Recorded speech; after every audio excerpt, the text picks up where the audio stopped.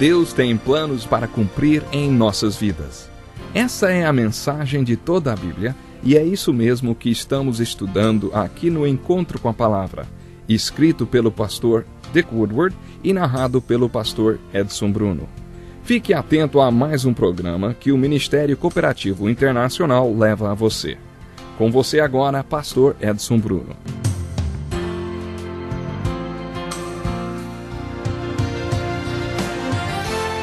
Olá, que bom estarmos de volta para mais um programa Encontro com a Palavra. Eu confesso que estou muito feliz por contar com a sua participação. Hoje vamos falar sobre outra bem-aventurança: chorar. Bem-aventurados os que choram, pois serão consolados. O que isso significa, hein? Mais uma vez, como no caso da primeira bem-aventurança, temos mais de uma possibilidade. Pode ser que não tenhamos que escolher entre uma ou outra, mas sim ficarmos com as duas e entender os vários significados desta bem-aventurança. O primeiro significado pode ser o seguinte: olhem lá para baixo. Vocês estão vendo toda aquela gente? Pois bem, aquelas pessoas estão feridas, com muitos problemas. Agora, sinceramente, vocês acham que podem ir até lá e ser parte da solução e da resposta para todas elas e ajudá-las com seus problemas tão complexos? Alguns desses problemas são trágicos. Vocês acham que realmente podem ser ministros de consolo e ainda saírem ilesos?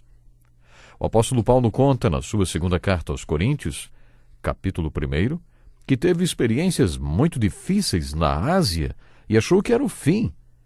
Irmãos, não queremos que vocês desconheçam as tribulações que sofremos na província da Ásia, as quais foram muito além da nossa capacidade de suportar, ao ponto de perdermos a esperança da própria vida. Ele nos livrou e continuará nos livrando de tal perigo, enquanto vocês nos ajudam com as suas orações. Assim, muitos darão graças por nossa causa, pelo favor a nós concedido em resposta às orações de muitos. Poderíamos parafrasear essas palavras de Paulo.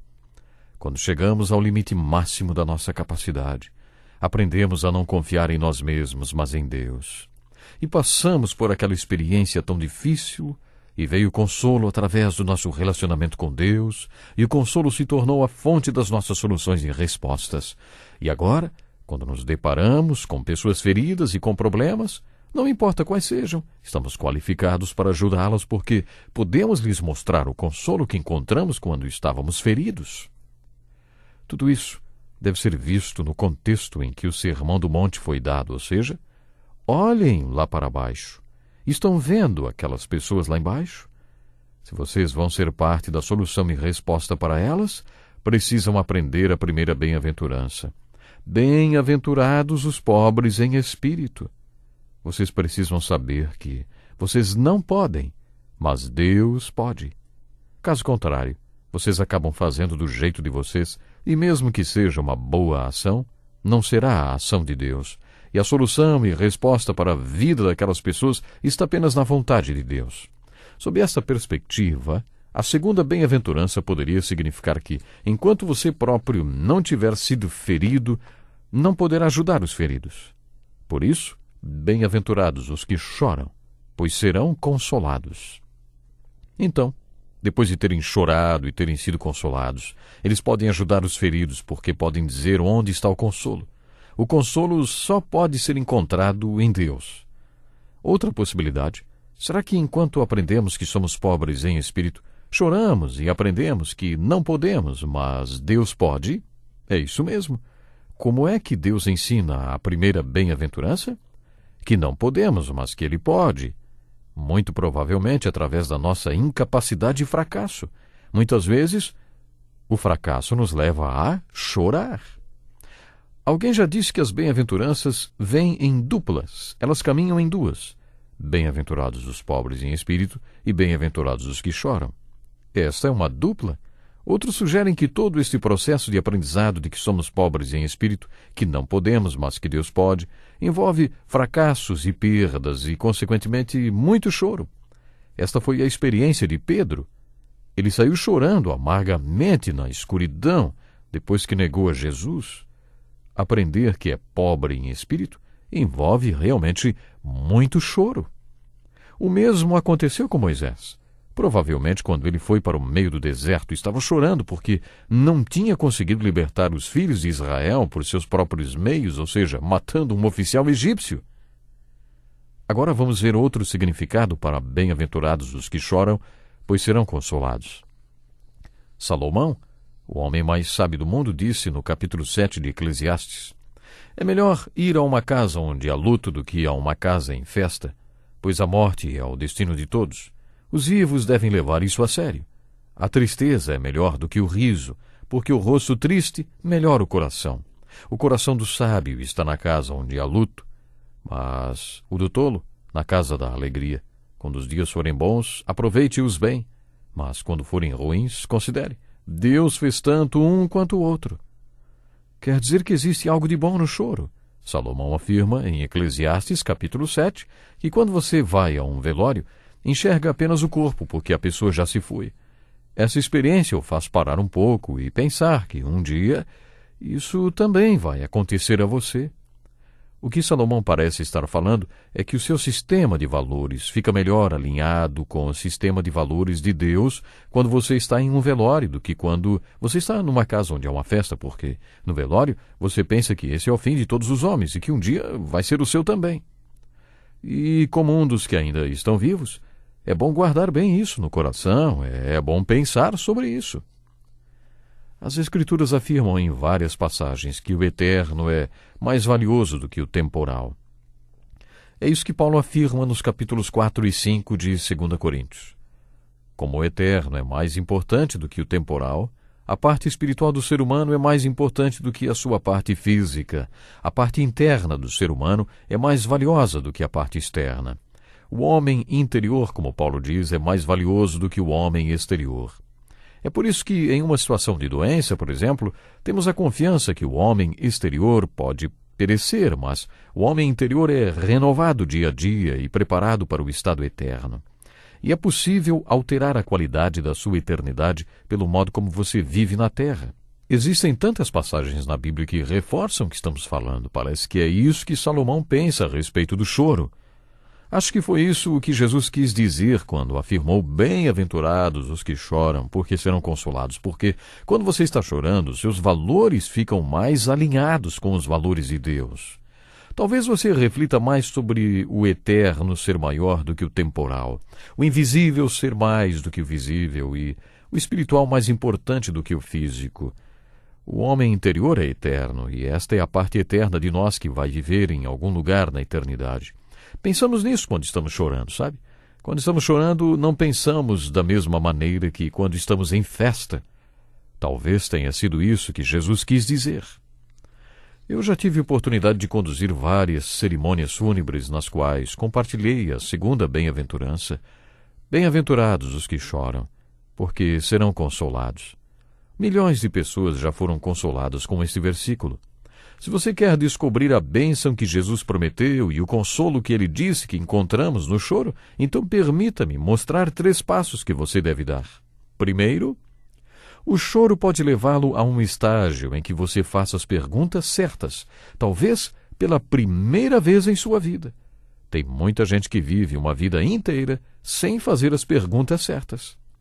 Jó é um ótimo exemplo do que eu estou falando. Ele passou pela experiência de choro. Ele perdeu 10 filhos, todos os seus bens, toda a sua saúde. Por isso, chegou em lágrimas ao lugar onde fez as perguntas certas.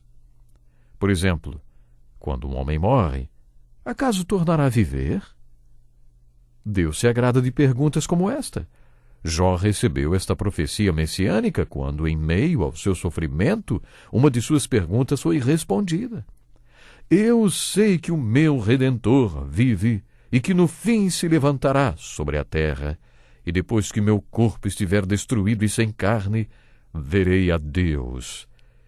Que coisa incrível! Essa resposta Jó conseguiu porque fez uma pergunta certa. Jó permitiu que o seu sofrimento o levasse a fazer as perguntas certas. Estamos especulando sobre o que Jesus quis dizer ao afirmar: Bem-aventurados os que choram, porque serão consolados.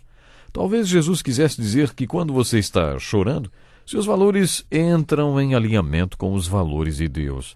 Talvez você reflita mais sobre o fato de que o eterno é mais importante do que o temporal e o invisível, mais importante que o visível e o espiritual do que o físico. O homem interior é eterno. Esta é a parte eterna em nós que viverá em algum lugar na eternidade. Pensamos assim quando estamos chorando e não quando estamos em festa. Eu acho que foi bem isso mesmo que Jesus quis dizer.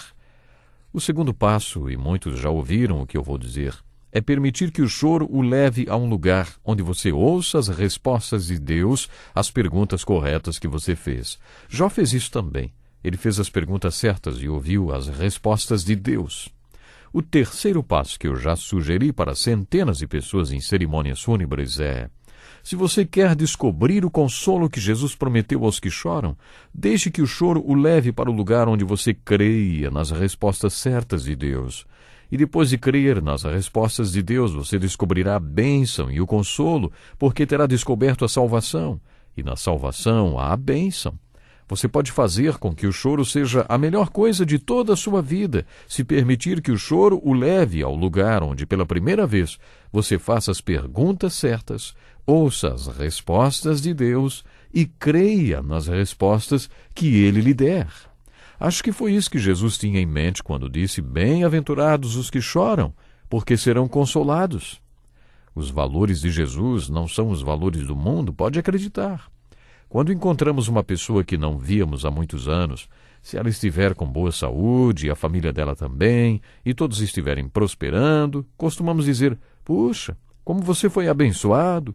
Como você vê, os valores do mundo não são os valores de Jesus. Jesus está comprometido com o fato de que o eterno é maior do que o temporal, mas para muita gente a vida é tudo e a eternidade é nada.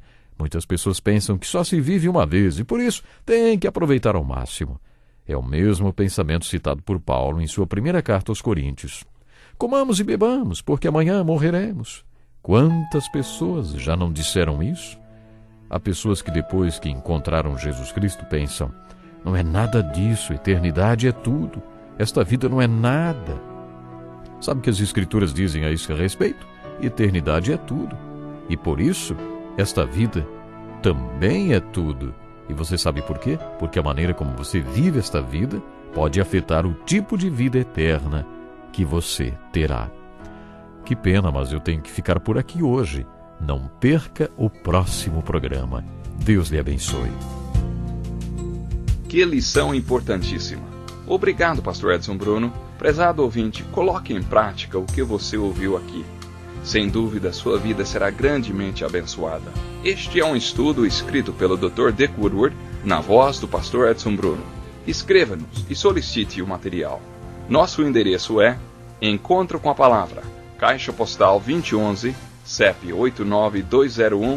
89201-970, Joinville, Santa Catarina. Até o nosso próximo Encontro com a Palavra.